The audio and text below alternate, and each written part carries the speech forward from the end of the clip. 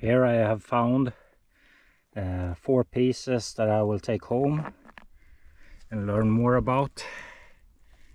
It's this one. I think this one looks really nice. It has this mineral layer on it. Maybe I will have it in my garden or something. It will look much better when I have cleaned it in water. And this one is also nice. I like this one. And then here is another one that has this amazing layer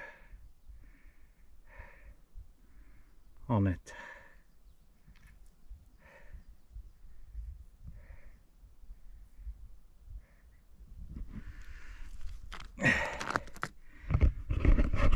And the last one is here.